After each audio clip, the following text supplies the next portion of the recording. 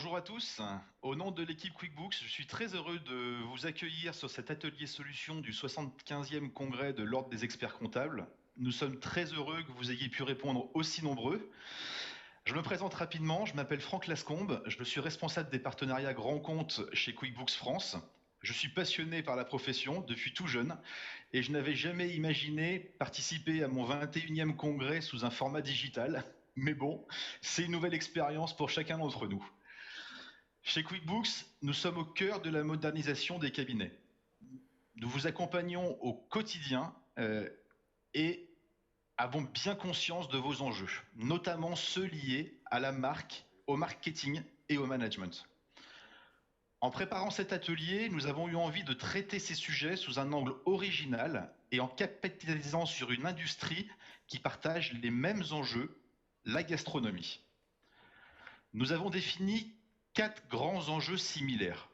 Le premier, la marque. Chefs cuisiniers comme experts comptables doivent créer une marque pour leur restaurant ou cabinet. À l'heure du digital, ils ont besoin d'être visibles, mais également recommandés en ligne pour asseoir leur réputation. Le second enjeu, l'offre. Chefs cuisiniers comme experts comptables s'appuient sur leur expertise technique. Ils ont tous deux besoin de créer une offre claire, attrayante, innovante, mais qui en même temps s'adapte aux attentes de chacun. Troisième enjeu, l'expérience client.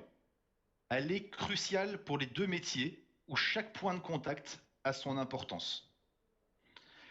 Et enfin, quatrième et dernier enjeu que nous traiterons, le management. S'entourer d'une équipe performante et déterminante, il faut savoir attirer, développer et bien évidemment arriver à tout prix à conserver ses talents. Pour cet atelier, je suis très honoré aujourd'hui de pouvoir accueillir Hélène Darroze, chef cuisinier 2 étoiles et élue meilleure chef féminin du monde en 2015. Hélène, bonjour et bienvenue. Bonjour, je suis moi aussi très heureuse d'être avec vous et j'espère qu'en effet, on va pouvoir trouver des similitudes dans nos deux métiers, même s'il y en a un qui est quand même... Enfin, les deux sont très techniques, mais il y en a un qui demande des résultats très techniques alors que mon métier à moi demande des résultats qui sont liés à l'émotion, liés à la personnalité, à ce qu'on ressent. Donc, c'est quand même des enjeux parfois un peu différents. Oui, donner du bonheur aux gens, quel beau métier. Exactement. À voter, Annie Guetin, expert comptable du cabinet Annexis sur Bordeaux, qui normalement devait être notre ville hôte aujourd'hui. Stéphanie est très impliquée dans l'évolution de la profession et particulièrement sur ses enjeux. Stéphanie, bonjour et bienvenue également. Bonjour Franck, bonjour Hélène. Bonjour. Effectivement, je suis donc expert comptable et commissaire aux comptes à Bordeaux, notre chère ville qui devait accueillir le fameux congrès. Mais je suis avant tout, comme Hélène, une chef d'entreprise. Je suis passionnée par les chiffres et je suis convaincue que la transition numérique est un enjeu majeur pour notre profession. Donc je souhaite la bienvenue à tous les congressistes digitaux qui vont accompagner donc ce fameux congrès. Et avec un congrès numérique et un atelier digital, je ne suis que convaincue que le numérique saura rapprocher tout le monde, les clients, les experts comptables et les congressistes d'une manière générale. Merci beaucoup Stéphanie, en tous les cas on va tout faire pour. Donc comme annoncé, on va décliner cet atelier autour des 4 enjeux majeurs que je vous ai présentés tout à l'heure et qui sont finalement communs à vos deux métiers. Et nous sommes tous impatients, bien évidemment, de recueillir vos précieux témoignages. Alors pour le public, sachez que vous avez un chat à votre disposition pour nous poser vos différentes questions. Donc n'hésitez pas, nous pourrons en prendre certaines à la fin de l'atelier. Donc sans plus attendre, passons au premier enjeu que nous allons aborder, la marque. Le sujet ici est de vous illustrer finalement l'importance de créer une marque forte pour votre cabinet, permettant d'être identifié, recommandé et de pouvoir vous différencier. Si l'on s'intéresse tout d'abord à l'univers de la gastronomie, Hélène, pourriez-vous nous expliquer comment vous avez construit votre notoriété et celle de vos restaurants ? je ne sais pas si je peux l'expliquer parce que, enfin, bien sûr, je vais vous parler de tout ce qui me semble important, mais c'est vrai que ce n'était pas pour moi construire une notoriété, ça n'a pas été une ambition, ça n'a pas été non plus quelque chose que j'ai décidé, que j'ai travaillé, que j'ai réfléchi. C'est quelque chose qui est arrivé un peu au fur et à mesure. Moi, mon point de départ, ça a été de vivre ma passion. Ma passion étant la cuisine, je n'étais pas faite pour ça. Enfin, en tous les cas, mes études ne m'avaient pas amené à faire ça. Donc, c'était vraiment, voilà, c'était cette opportunité de pouvoir faire ce que j'aimais, même si je n'avais pas étudié pour ça. Alors, c'est vrai que quand même, j'avais des spécificités.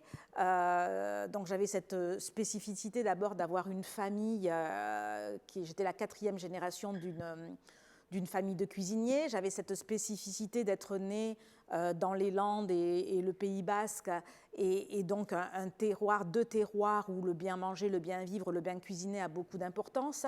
J'avais cette spécificité d'être une femme dans un monde d'hommes, hein, donc c'est sûr que ces spécificités ont fait tout de suite que... Et j'avais aussi la 4e spécificité, donc de ne pas avoir fait d'école de cuisine, et j'avais fait une école de commerce, et donc du coup d'aborder mon métier d'une façon très instinctive et peut-être très différente de ce que faisaient mes collègues.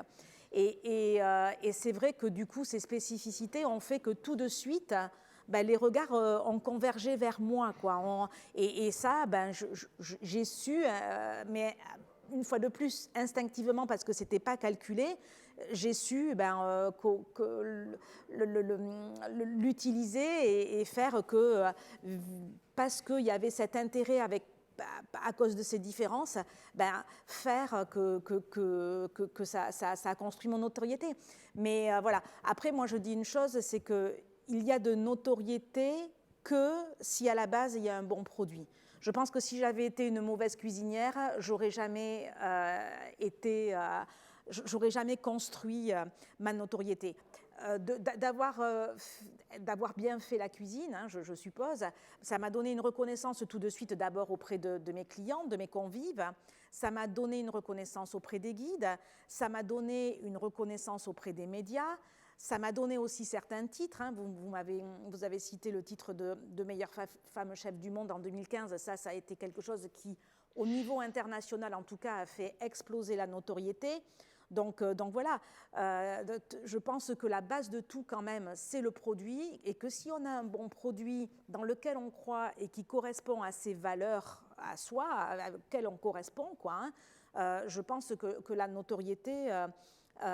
ensuite, voilà, c'est quelque chose qui arrive très facilement. La notoriété des restaurants, donc c'est peut-être différent parce que bon, moi je suis une personne, et celle pour les restaurants, il y a peut-être besoin d'outils autres que pour la notoriété d'une personne, même si hein, tout est un peu lié. Celle des restaurants, bon, elle s'est faite grâce à mon image à moi, grâce à ma cuisine encore, et grâce à l'expérience qu'on donnait aux clients, bien sûr. Mais après, elle s'est faite avec d'autres outils beaucoup plus contemporains, parce que très vite, moi, j'ai ouvert mon restaurant, le premier, donc c'était il y a 20 ans, maintenant 21 ans. Donc, tout de suite, on a eu les outils informatiques à notre disposition. Ça a commencé, bien sûr, par des sites Internet, hein, et puis après, ça a évolué jusqu'à aboutir sur des newsletters très, très régulièrement qu'on envoie à notre fichier client, un fichier qu'on a construit pendant 20 ans, donc qui est très, très riche. Et puis les newsletters, on est passé aux réseaux sociaux qu'on alimente en permanence, voilà. Mais toujours bien sûr en s'intéressant, en se disant voilà, un site internet pour un restaurant, c'est quoi? Alors autant autrefois il fallait avoir plein de pages, enfin je pense, hein, ça c'est mon avis, avoir plein de pages, aller dans tous les sens, aller chercher, fouiller, etc. Voilà. Autant aujourd'hui, il me semble qu'il doit être hyper ergonomique, hyper simple, aller droit au but, et on n'a plus qu'une seule page où on essaye de tout dire, avec bien sûr un lien tout de suite sur les moyens de réserver. Voilà, donc bien sûr, il faut utiliser ces outils-là, mais ne pas oublier qu'ils évoluent, et que le regard du public évolue aussi. À midi, j'avais un déjeuner avec 2 personnes qui sont un peu dans la com et tout, 2 amis, et qui me disaient, mais par exemple sur mes réseaux sociaux, tu ne fais pas assez de stories, aujourd'hui c'est l'époque des stories. Voilà, alors qu'il y a encore quelques mois, voilà, Instagram c'était un fil, des photos, voilà. Il paraît qu'aujourd'hui, maintenant, il faut se mettre aux stories, ce qui m'embête bien parce que je ne sais pas faire les stories, donc voilà.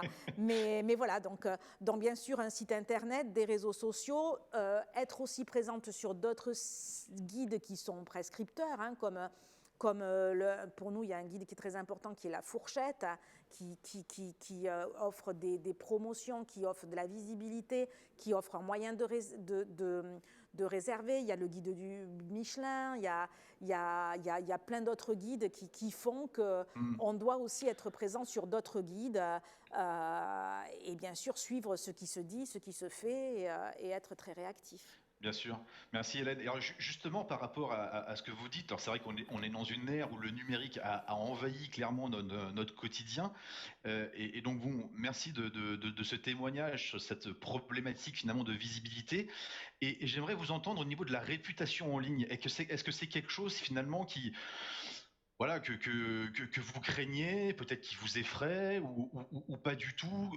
Ça m'intéresse de savoir un peu comment vous le gérez, parce qu'après on verra peut-être avec Stéphanie, il y a là-dessus quelque chose qui est peut-être plus, je dirais, naturel entre guillemets, mais vous le citiez, bon, il y a la fourchette, il y a tout un tas de sites web qui existent, où finalement vous êtes entre guillemets, hein, noté, ou en tout cas les clients peuvent intervenir pour donner leur avis sur ce qu'ils ont vécu. Comment vous le prenez, ça, cette réputation en ligne? Comment vous la gérez? Alors, sincèrement, on la prend très au sérieux, c'est évident. Même si des fois, moi, je dis à mes collaborateurs de prendre aussi un peu de recul, parce que c'est vrai qu'il me semble que souvent, on va plus facilement déposer un message quand on n'est pas content que quand on est content. Donc, je trouve qu'il faut savoir faire la part des choses et se dire qu'il y a plein d'autres gens contents à côté qui, forcément, ne vont pas peut-être aller le dire, et voilà. Mais ça n'empêche il faut regarder ces commentaires-là, mais au-delà de... Enfin, moi, en tout cas, ce que je demande moi, j'ai une personne dans mes équipes qui, toutes les semaines, chaque lundi, en fait, doit me remettre, j'ai 3 restaurants, donc aujourd'hui, un à Londres, 2 à Paris, et j'ai une personne qui, tous les lundis, m'envoie, et en même temps envoie à tous les chefs de service des restaurants concernés, les commentaires, qu'ils soient positifs ou négatifs, sur les 3 restaurants, 3 documents différents, parce qu'il faut que premièrement on sache ce qui s'est passé, que premièrement on sache si les gens sont heureux ou pas heureux, et que deuxièmement, s'ils n'ont pas été heureux, il faut déjà comprendre pourquoi, remonter à la source, hein, savoir, voilà, moi ce lundi-là, il y avait un mauvais commentaire qui pour moi m'a interpellée. J'ai voulu savoir, j'ai voulu qu'on remonte à la source, qui étaient les personnes en charge de cette table et comment ça s'est passé, etc. Voilà. Et puis après, ce qu'il faut faire aussi, c'est on ne peut pas laisser un mauvais commentaire comme ça. Alors, on ne peut pas répondre à tout non plus, mais quand c'est censé, quand c'est posé, quand c'est construit, on se doit de répondre et d'analyser et pourquoi pas même d'offrir une seconde opportunité à celui qui n'a pas été satisfait. Voilà, voilà. Mais voilà, moi en tous les cas, tout ce qui repose sur les réseaux sociaux, pour moi, il y a vraiment une clé, c'est que la manière dont on le gère, que ce soit ou en réponse ou parce qu'on veut communiquer, ça doit vraiment tenir de la sincérité, de l'honnêteté, de la transparence. Je pense, et bien sûr, être vraiment conforme aux valeurs qu'on défend tous les jours dans notre métier. Ça, pour moi, c'est indispensable. D'accord.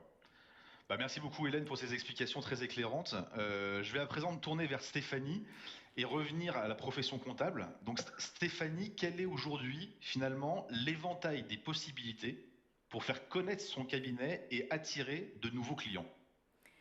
Alors, historiquement, les experts comptables étaient connus sur la base de 3 critères.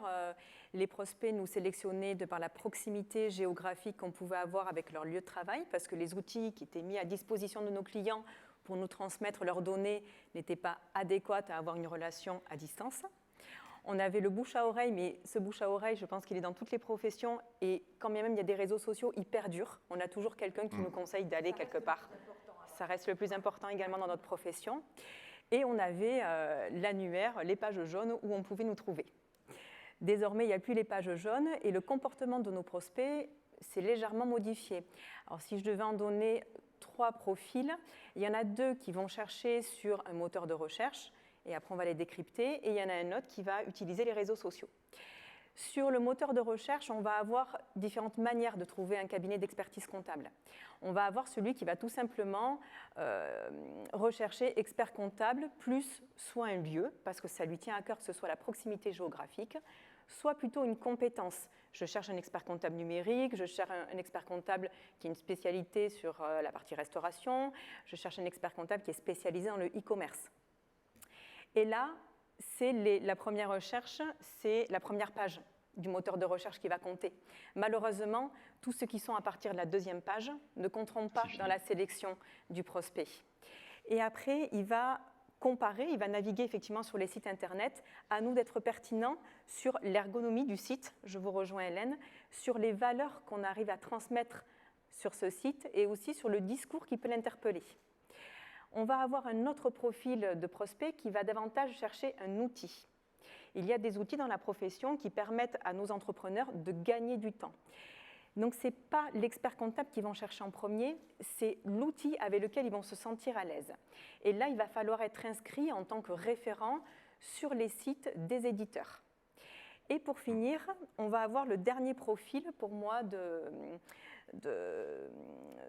prospect qui va être le prospect qui ne va pas chercher sur Internet, mais qui va entendre parler de nous sur les réseaux sociaux. Et à ce moment-là, on va avoir un peu de Facebook, un peu de LinkedIn, un peu de Twitter. On aura moins chez nous la partie Instagram et Snapchat, mais pour le coup, avec toutes les procédures qui sont mises en place de diffusion de l'information, donc pour ne pas les citer, on va quand même avoir les likes, les tweets, les retweets, les followers, les partages. On va réussir à capter non pas notre réseau, mais le réseau des réseaux. Et le prospect il sera en dehors de notre réseau, mais il va être touché par une personne, par un prescripteur qui fait partie de nos followers ou de nos clients. Voilà le panel qui est offert pour l'instant. Et c'est vrai que je voudrais juste ajouter à ce niveau-là, parce que vous l'avez dit, Stéphanie, en fait, les cabinets peuvent aussi bénéficier de l'appui de partenaires comme QuickBooks, justement, pour exposer leur marque auprès de nouveaux clients. Parce qu'en fait, le QuickBooks propose, au travers de son annuaire, la possibilité d'être visible auprès de milliers d'entrepreneurs. Et finalement, c'est exactement ce que vous exprimiez, quoi. Exactement. Nous, on a choisi des outils parce qu'on est convaincu de l'utilisation des outils, parce qu'on l'utilise nous aussi. Et c'était pour nos prospects, quand on perçoit chez eux qu'ils ont l'utilité de ces outils, alors je ne dis pas que toute notre segmentation va devoir aller vers ces outils, mais du coup, on leur offre un environnement stable et sur lequel on maîtrise. Donc effectivement, on forme nos équipes, on y viendra après sur le sujet, on se forme nous-mêmes et on est capable de former nos clients. Du coup, on va aussi s'appuyer sur le réseau des éditeurs, ce qui était, à mon sens, je n'étais pas là il y a 20 ans dans la profession, mais je ne crois pas qu'il y avait cette relation éditeur-expert comptable. Et pour le coup, il va falloir aussi s'appuyer sur eux pour capter les clients qui nous ressemblent. Ouais. Et aujourd'hui, finalement, pour synthétiser ça, s'il y avait un élément, je veux dire, quel conseil clé, finalement, pourriez-vous donner à vos consoeurs et confrères qui nous écoutent afin d'être identifiés et recommandés, finalement, à l'heure actuelle? Alors, moi, je viens d'une famille d'entrepreneurs et je viens aussi des Landes, comme quoi Franck, il est entouré de femmes landaises. Mais il y avait un petit accent qui ne m'était pas méconnu, donc quand j'ai entendu Bordeaux, ok, et voilà. Je confirme. Et comme le disait à juste titre Hélène, c'est que chaque support va avoir sa fonction.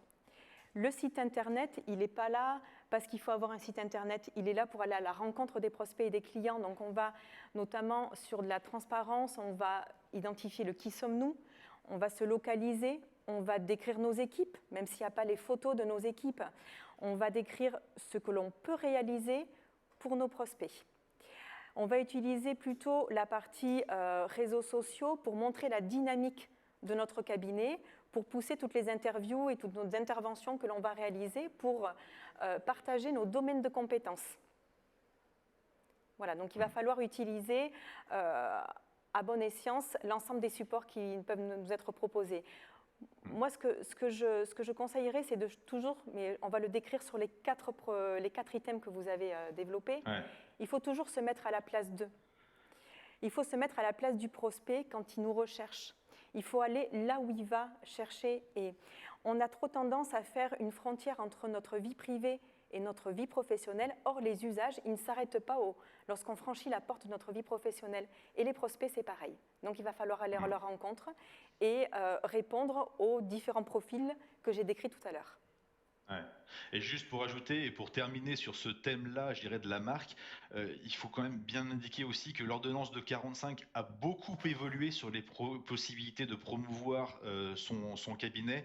Et voilà, donc aujourd'hui, c'est vrai qu'on est plus dans un monde où tout est possible, sauf. Alors qu'on a vécu quand même dans un monde que j'ai connu, moi, il y a une vingtaine d'années, quand j'ai commencé à travailler avec la profession, où on était plutôt à l'inverse, c'est dans un monde où tout était interdit, quelque part, sauf. Donc c'est vrai que le monde des opportunités, enfin, le nombre d'opportunités est conséquent pour pouvoir justement mettre en avant cette marque. Donc, je voudrais qu'on passe après la marque. J'aimerais vraiment qu'on aborde la question de l'offre. Parce que ça, c'est un sujet qui est vraiment fondamental aussi. Donc, qu'il s'agisse finalement d'un menu ou d'une lettre de mission, il est important, évidemment, de construire des offres qui soient claires, qui soient structurées, mais aussi en mesure de répondre finalement aux attentes de chacun. Donc, Hélène, j'aimerais vous entendre finalement sur quelles sont les étapes finalement que vous suivez pour élaborer vos menus, leurs tarifs, afin de donner envie à vos clients de venir. Alors, notre offre, nous, elle ne s'arrête pas en menu. Hein. Nous, aujourd'hui, la restauration, qu'elle soit, enfin, a fortiori gastronomique, mais aussi ailleurs, c'est pas simplement avoir une assiette, c'est une expérience, quoi. Hein. Je pense qu'il faut vraiment considérer notre métier comme une expérience. Ça n'empêche que le menu, les plats, la carte a une importance énorme, quoi. Hein. Alors, comment j'élabore mes menus? Alors, c'est plutôt mes plats et ensuite mes menus. En suivant des valeurs qui me sont propres, en suivant une colonne vertébrale qui m'est propre et peut-être pas très différente de celle des autres. Alors, je pars très très rarement du client en me disant qu'est-ce qu'il a envie de manger. Ça c'est pas du tout mon... Et je pense que quand on est voilà, à un niveau de gastronomie comme nous on est, c'est une cuisine d'auteur qu'on vient chercher chez nous. Hein. C'est une cuisine qui est très personnelle. Enfin, en tous les cas, moi, c'est ce que je fais. Je fais une cuisine personnelle, ce que j'appelle ça une cuisine d'auteur. La règle, elle est simple. Je pars toujours d'un produit.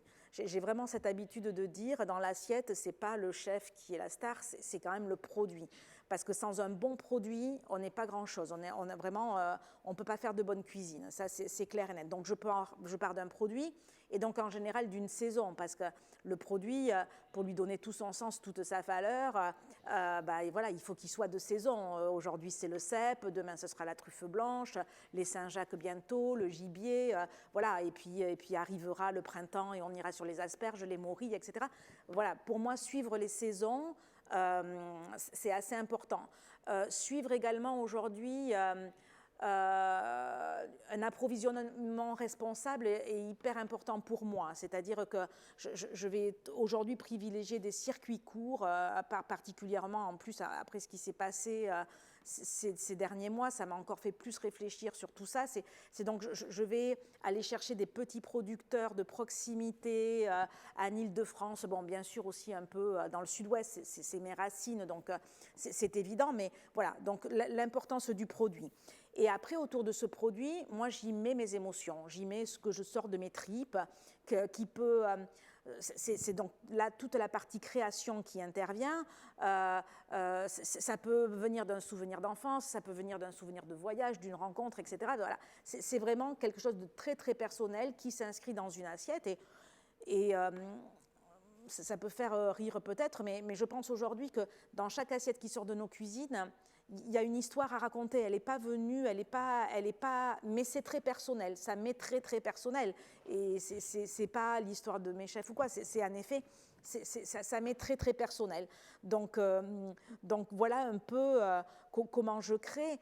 Est-ce que alors après bien sûr il y a comme vous dites, il peut y avoir des goûts spécifiques, mais au-delà de goûts spécifiques, aujourd'hui on est plutôt dans une logique de contraintes qui soient dues ou à des religions, ou à des intolérances, ou à des allergies, etc. En 15 ans, alors là, à ce niveau-là, ça a changé, c'est pas croyable, quoi. Hein. Moi, je suis arrivée à Londres il y a 12 ans maintenant, un peu plus, et j'ai été confrontée à ça, alors tout ce qui est végétarien, maintenant véganisme, toutes ces choses-là, toutes ces intolérances et les religions aussi, beaucoup plus qu'à Paris à ce moment-là, et j'ai vraiment été surprise, mais j'ai vu du coup comment c'est arrivé sur la France, et ça s'est développé aussi très très rapidement. Et là, je dirais qu'à ce moment-là, on fait plus du sur-mesure, en effet, quoi, hein. Là, c'est à ce moment-là, sur les spécificités, qu'on fait du sur-mesure, qu'on a plus ou moins anticipé, hein, mais c'est à ce moment-là que bien sûr, on gère, voilà. Mais sur la création elle-même, elle est très personnelle et très guidée par ce que je ressens, beaucoup plus que par une étude de tendance ou de mode sur ce que voudrait le client, quoi. Ça, c'est clair. D'accord, merci Hélène. C'est très intéressant, Stéphanie. Et là, vraiment, j'aimerais bien vous entendre aussi là-dessus, parce que c'est vrai que la chef a donné des termes qui sont forts, qui sont vraiment très très forts. Et finalement, comment est-ce que vous pourriez nous éclairer sur la manière finalement de construire une offre claire, attrayante et innovante pour un cabinet? Comment arriver à faire transpirer finalement sa passion que vous pouvez avoir auprès de vos clients pour les accompagner, pour leur dresser une offre de qualité qui soit pertinente, qui réponde à un véritable besoin? En écoutant le témoignage d'Hélène, il y a deux notions qui peuvent s'appliquer immédiatement à notre profession. Ouais. Et ça transpire. Ouais, je suis d'accord. La première, c'est, nous, on a un panel de missions qui est très diversifié. Très, très diversifié, de par la richesse de notre diplôme. On touche à énormément de matières, mais comme vous le dites si bien, finalement, on a aussi une expérience qui est propre. On a un vécu, on a fait notre stage aussi dans un cabinet. Pour le coup, ça nous marque. Et effectivement, la première idée, c'est qu'on ne pourra pas s'adresser à tous les prospects et à toute la clientèle. Il faut peut-être se recentrer sur quels sont nos domaines de compétences. Déjà, ça, c'est la première notion qui est importante, sur laquelle je reviendrai après. Et le deuxième point, c'est de se dire qu'on ne peut pas faire du cas par cas tout le temps. Il faut avoir une offre structurée, claire, qui est un socle commun, que je vais détailler comment nous, on l'a appréhendé dans notre cabinet. Et après, effectivement, si on a des demandes particulières, on viendra y répondre si c'est dans notre domaine de compétences. Et ces deux notions, elles sont très importantes parce que nous, quand un prospect vient nous voir, le déroulé classique, c'est d'abord de l'écouter, bien entendu, qui nous décrive ses activités, ses besoins. Et en fait, on va lui faire une offre particulière. Donc finalement, chez nous, un prospect égale une offre particulière.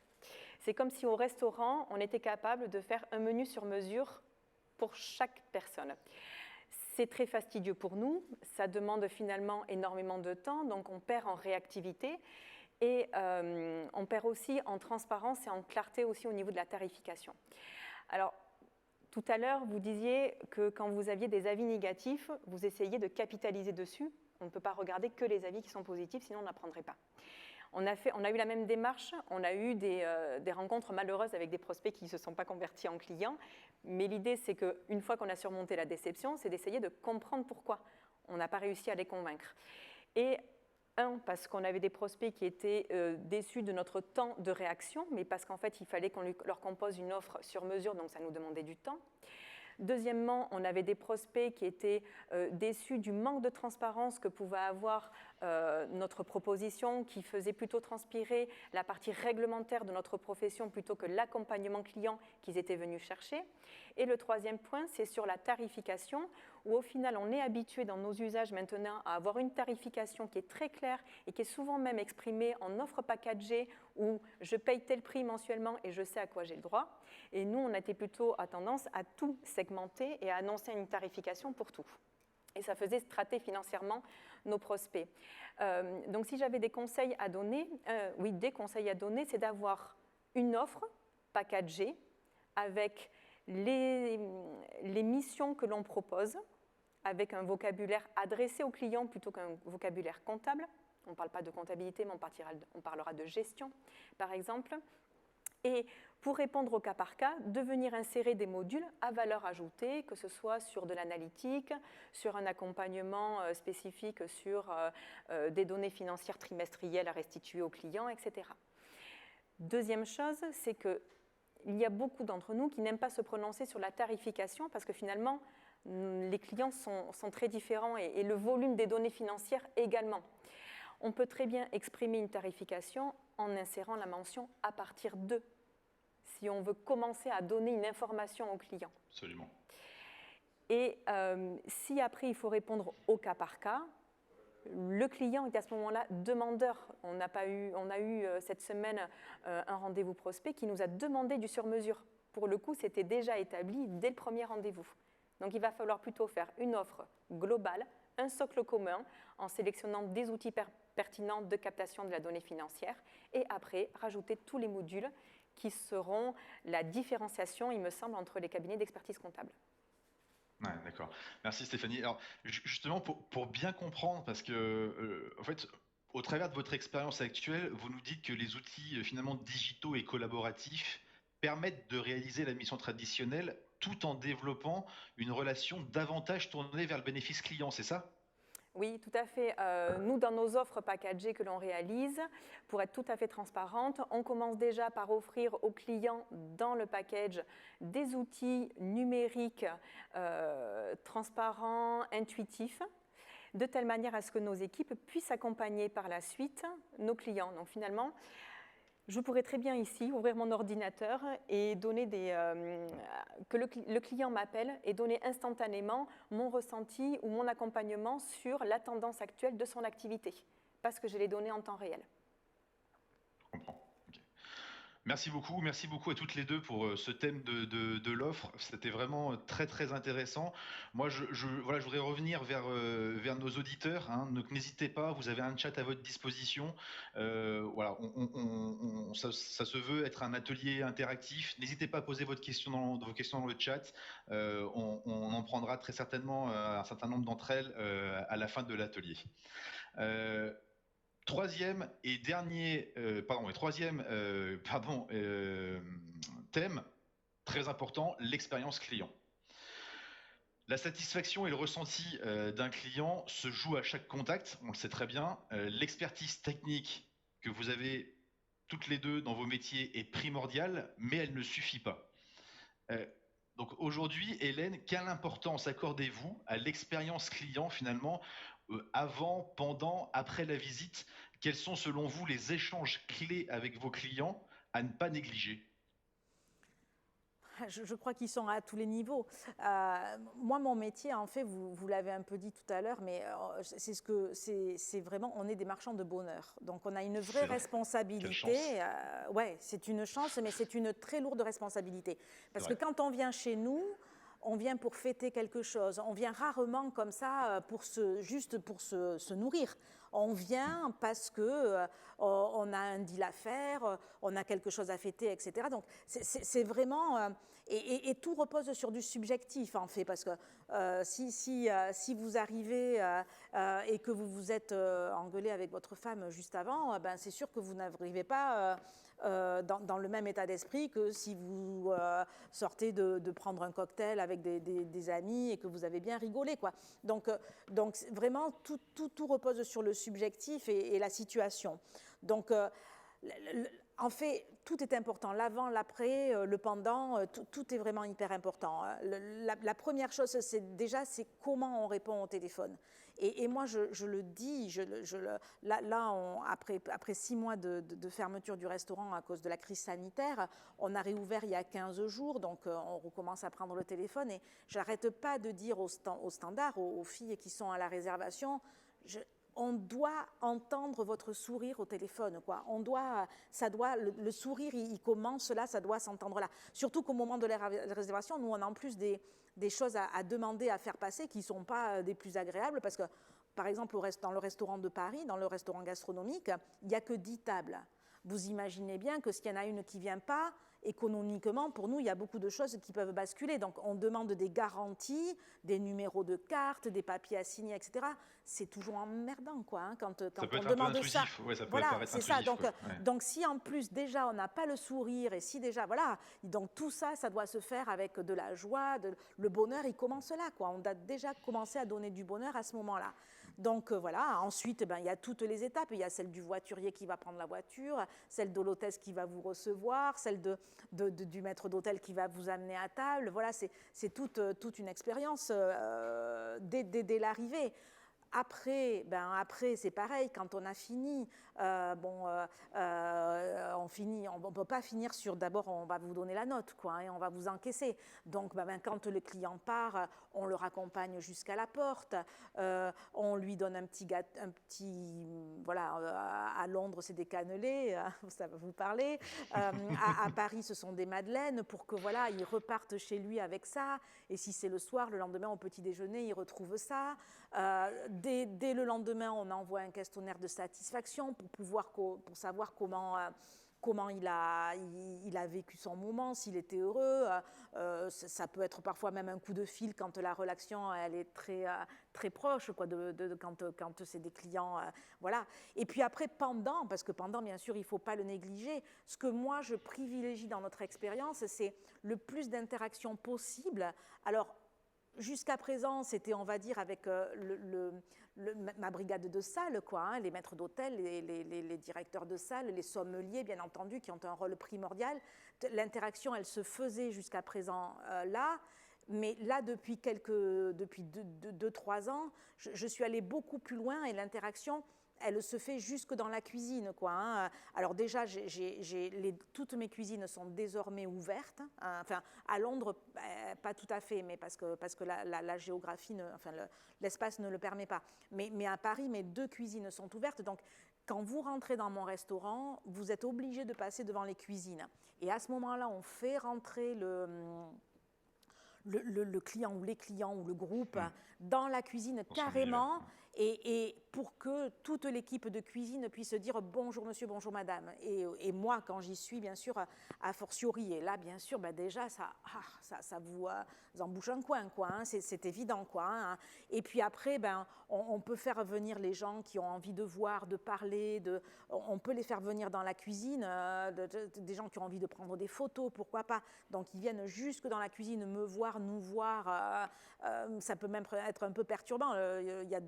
C'était samedi soir, je crois, ou je ne sais plus quel soir, 3 personnes qui sont venues pour me dire bonjour, etc., mais qui du coup se sont installés devant ce qu'on appelle le pass, c'est-à-dire cet endroit où on dresse tous les plats, et qui ont commencé à tchatcher, à parler, et regarde ci, etc.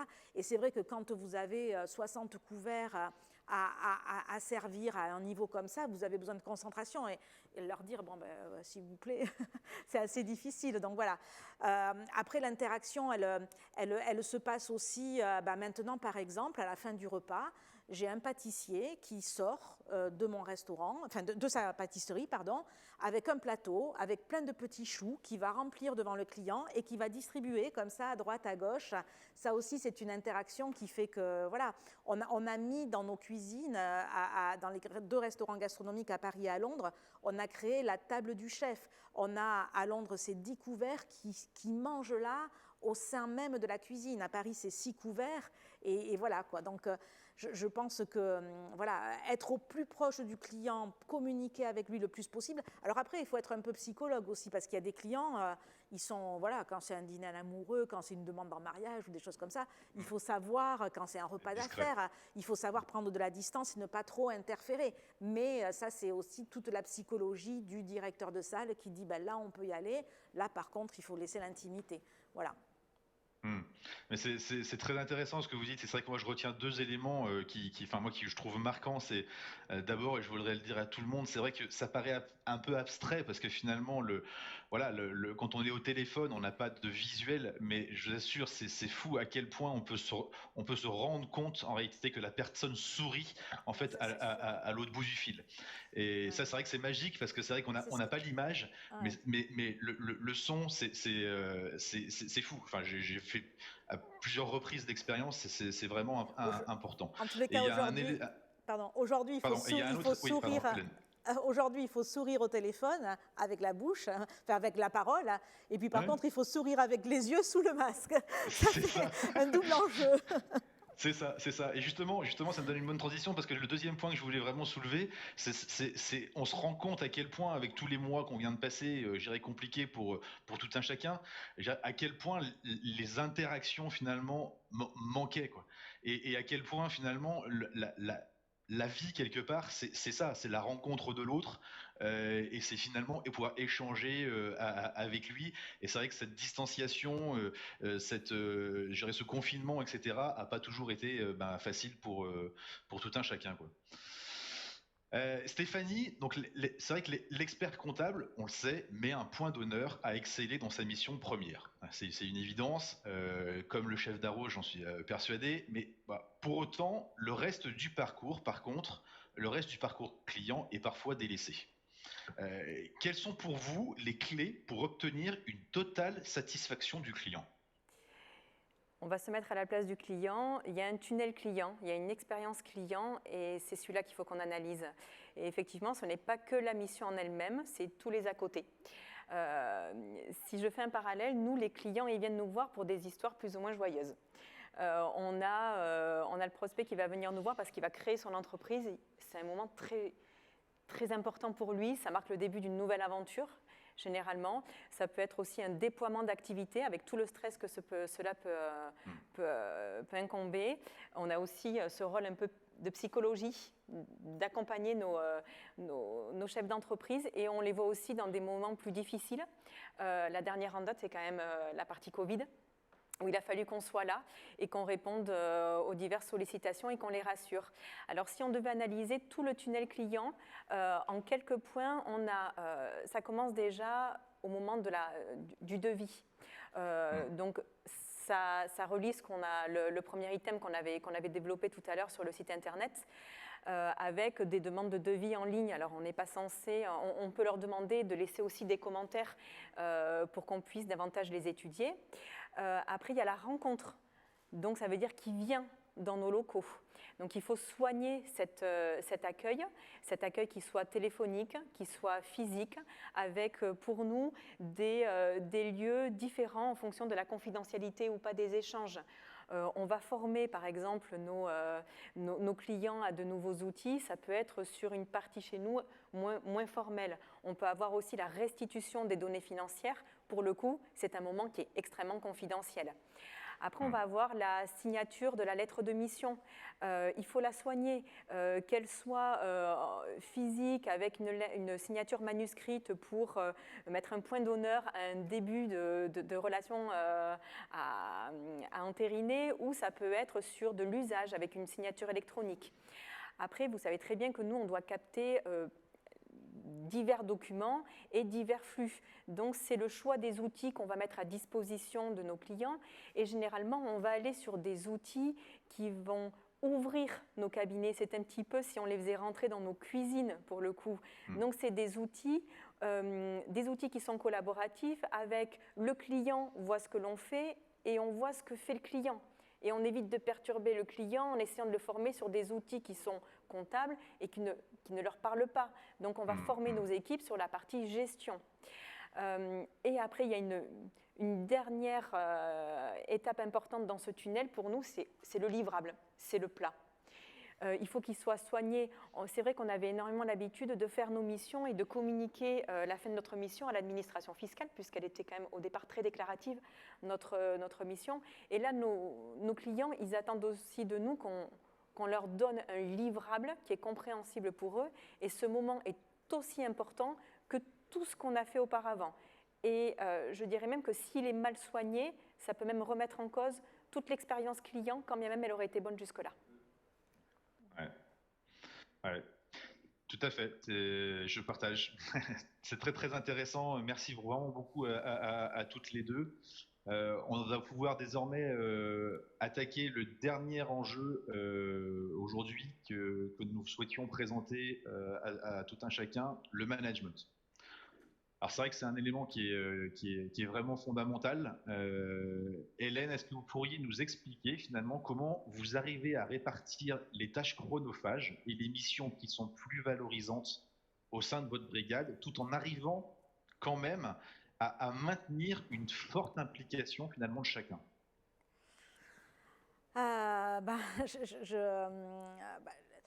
Moi, en tous les cas, je fais un travail d'équipe, comme beaucoup sans doute, mais je dis toujours, je ne serai rien sans mon équipe, quoi. Donc ça, c'est clair et net. Donc je suis peut-être le chef d'orchestre, je suis celle qui inspire, mais en tout cas, sans eux, moi, je ne peux rien faire, quoi. Ça, c'est clair. Donc ça, c'est un premier constat. Ensuite, le deuxième constat, c'est que quand nous, c'est une équipe en général de jeunes, bon, il y a des seniors bien sûr, mais c'est toujours des jeunes qui viennent chez nous. Et ils viennent en général pour une courte période, ils viennent pour prendre une expérience, pour apprendre et prendre une expérience, et puis cette expérience, pouvoir la valoriser ensuite sur un CV. Donc mon rôle à moi, c'est à la fois de transmettre, de développer, mais aussi après, de faire progresser, de retenir les gens et de les faire grandir avec moi, parce que c'est pas très intéressant en fait de former quelqu'un et quand il commence vraiment au bout d'un an à être performant, il s'en va parce qu'il va. Donc voilà, mon rôle c'est vraiment de justement faire de rendre ce métier-là très très très attractif et mon entreprise ou mes entreprises, j'ai la chance moi d'avoir 3 restaurants, donc du coup je peux les faire évoluer sur 3 restaurants. Il faut que j'arrive à envisager des évolutions. Moi en fait je pratique plusieurs méthodes. D'abord celle de la transparence. Avec tout le monde, je suis très transparente, avec mon équipe managériale bien sûr, mais aussi avec tous les autres. Et très régulièrement, par exemple avec mes équipes de cuisine, un petit déjeuner tous les 15 jours où on fait le point sur plein de choses, comment ça marche, mais qui va jusqu'aux résultats financiers parfois, parce que c'est important d'avoir cette transparence-là aussi. Et puis qui va de leur parler de communication, de choses que je fais à l'étranger, à l'extérieur, pour leur donner envie, pour leur dire qu'eux aussi pourraient arriver à ça un jour. On a bien sûr des briefings quotidiens, alors ça c'est plus centré sur le client, etc., mais tout le monde y participe. On a tous les testings, en tout cas, on essaye de les faire goûter quand on fait un nouveau plat, on essaye de faire participer tout le monde et surtout au moment de l'évaluation et de la conclusion. On a des séances de team building sur lesquelles j'essaye de participer le plus possible et ça m'est arrivé, la dernière séance de team building qui était juste avant la réouverture du restaurant de Paris, je me suis retrouvée à 4 pattes avec un commis à faire le jeu de rôle qu'il fallait faire et je pense que ça c'est aussi important, quoi. Voilà. Et puis moi en général, alors surtout avec les managers bien entendu, ma façon de faire, c'est que chef pâtissier, chef cuisinier, chef sommelier, chef des réservations, contrôleur des coûts, tous ces gens-là, quand j'ai des décisions à prendre, quand j'ai des choix à faire professionnels, quand j'ai des développements envisagés, on est tous autour d'une table et même si j'inspire, on prend la décision tous ensemble, quoi. Et ça, je pense que ce management participatif, il est très, très important. On se sent valorisé, on se sent, voilà. Et après, moi, ce que je n'hésite pas, bien sûr, à faire, c'est à utiliser la promotion interne dès que je peux. il n'y a pas plus heureuse que moi quand ça m'est arrivé, un commis de salle s'est retrouvé un jour maître d'hôtel ou assistant de directeur. Et c'est arrivé. Et c'est le but, quoi, c'est de faire grandir avec nous et de partir en effet. Voilà, moi, quand j'ai commencé mon métier de cuisinière, c'était chez Monsieur Ducasse et je triais la salade, quoi. Hein, et puis, ben voilà, j'ai eu l'opportunité qu'on me fasse grandir et ça, bon, alors, il y avait la curiosité aussi que j'avais. Hein, il y a aussi, bien sûr, la volonté de. Il y en a qui sont plus volontaires ou plus passionnés que d'autres, mais c'est aussi à nous de tout ça le créer, l'envisager, le détecter et puis le susciter, quoi. Hein, c'est clair. Ouais. Et c'est vrai que ce qui me plaît énormément dans votre témoignage, Hélène, c'est effectivement cette notion de management collaboratif, de management participatif. Oui, Alors après, on entendra Stéphanie, oui, alors il faut quand même qu'il y ait un chef qui décide à un moment ou à un autre ouais, d'une direction. ouais. Et puis, Je pense que c'est important. Je pense qu'il y a beaucoup à apprendre en fait des collaborateurs. On parlait de l'offre juste avant. Je pense qu'aujourd'hui, en tout cas dans l'univers des cabinets que je connais davantage que le vôtre, même si le vôtre me passionne, c'est vrai que pour bâtir son offre pour un cabinet, ça peut être extrêmement intéressant de faire participer justement ces équipes qui sont au contact des clients finalement au quotidien. Enfin, on entendra Stéphanie là-dessus tout à l'heure, mais c'est vrai que ça me semble important. Et je pense qu'il y a une chose qu'il ne faut pas oublier dans le management aujourd'hui, c'est la bienveillance, quoi. Je pense qu'aujourd'hui, il faut manager avec de la bienveillance et dire merci à ses collaborateurs, je trouve que c'est hyper important. Et il y a plein de manières de le dire. Alors bien sûr, on peut le dire, moi, quand un service s'est super bien passé, j'essaye de ne pas oublier de dire merci, mesdames et messieurs, voilà. Mais après, voilà, les merci, c'est autre chose aussi. C'est par exemple, tous les mois, nous, on fête les anniversaires. Tous les anniversaires du mois de mai, et ben voilà, on leur fait des gâteaux d'anniversaire, on fait des bougies, moi, je leur donne un petit livre signé, voilà. Après, un merci, c'est aussi parfois les amener ailleurs, des sourires bien entendu, et puis les amener ailleurs, voilà, c'est aller les visiter un producteur d'asperges, c'est pourquoi pas aller visiter, comme ça va nous arriver, les ateliers de Dior, parce que ça va nous apporter autre chose. Je pense qu'aujourd'hui, en tout cas, il faut savoir fédérer et fidéliser, quoi. Ça, c'est hyper important. Ouais. Merci beaucoup Hélène. La gestion des tâches chronophages, Stéphanie, c'est aussi un enjeu clé pour la profession comptable, on le sait bien. Donc, est-ce que vous pourriez nous éclairer, là aussi, nous expliquer comment vous avez géré ces aspects-là au sein de votre cabinet et quels sont vos conseils finalement pour développer le potentiel de vos équipes et les engager sur le long terme? Alors, la particularité pour notre cabinet, c'était qu'on a passé la transition numérique et les outils numériques, il y a deux fausses idées qui sont véhiculées. La première, c'est de dire que l'automatisation va remplacer finalement tout un profil chez nous de collaborateurs.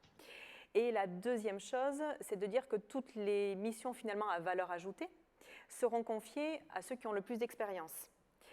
Et en fait, ces deux idées, il faut savoir les balayer dans chacun des cabinets parce que nous, les assistants comptables qui donc vont catégoriser la donnée financière, pour nous, c'est notre socle. Jamais je pourrais indiquer à un client ou le conseiller si la donnée financière elle n'a pas été correctement catégorisée. Donc eux, ils sont sur le bas de ce socle, mais ils sont déterminants, toutes leurs actions sont déterminantes pour que la chaîne de valeur puisse arriver jusqu'au bout.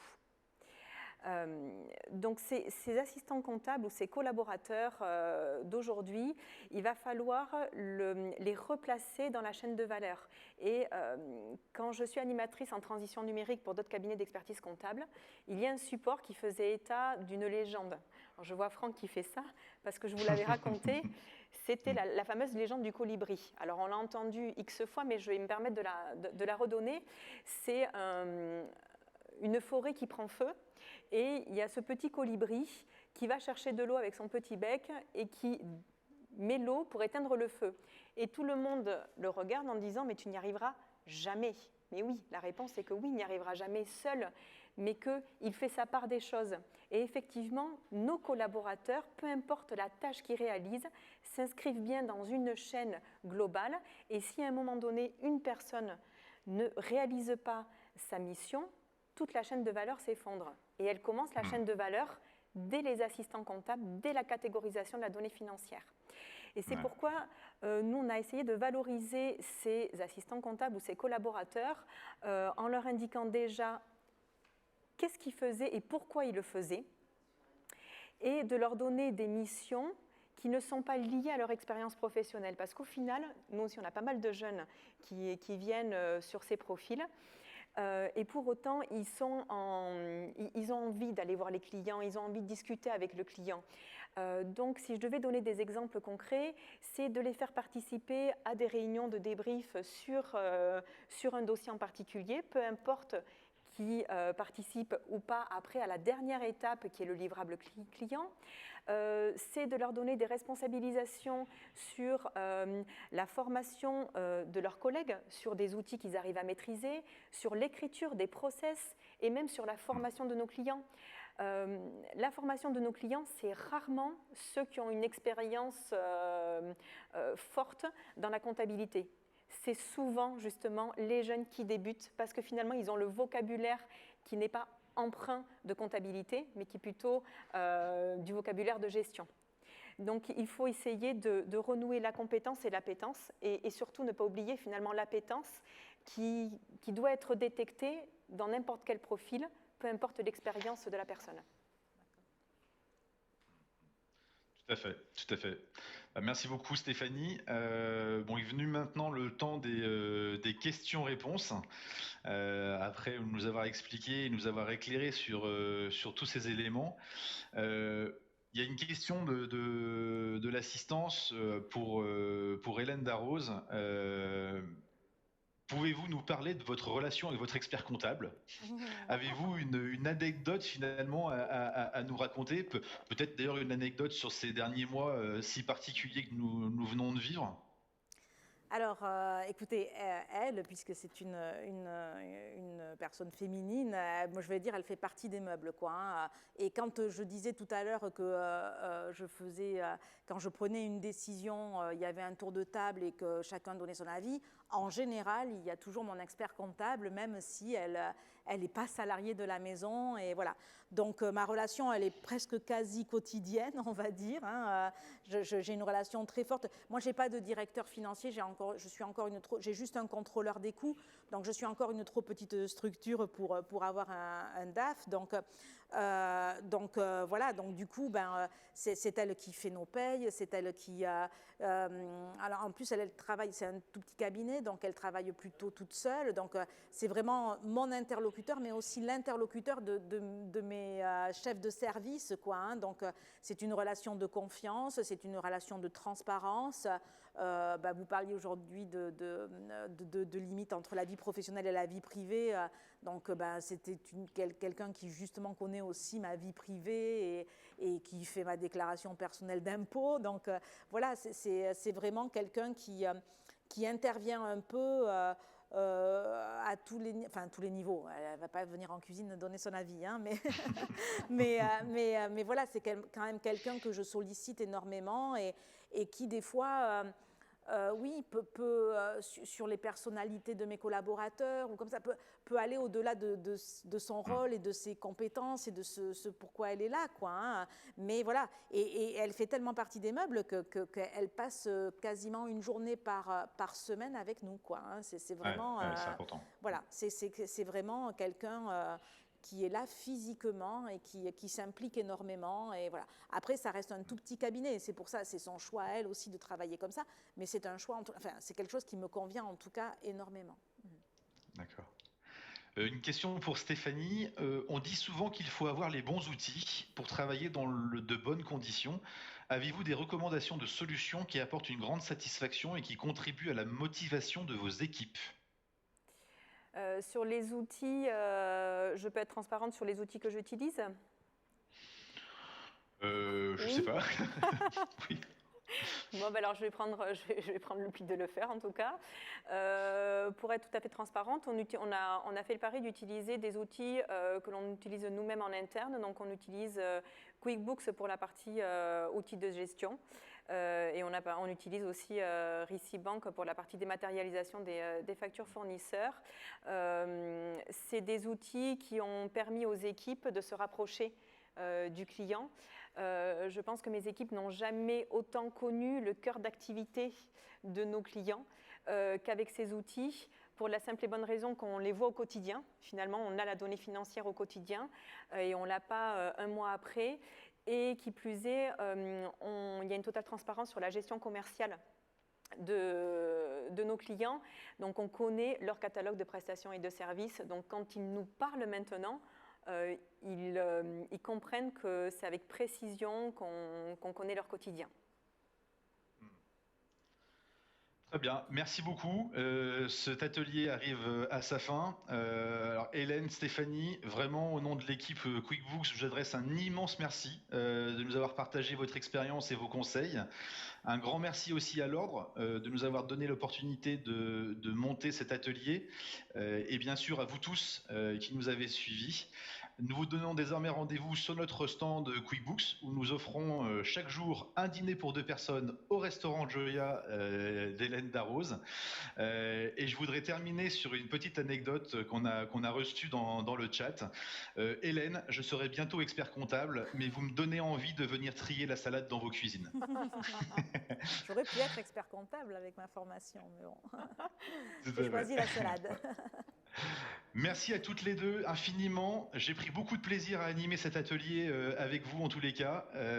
Bon congrès à tous et à très vite. Merci. Merci, au revoir.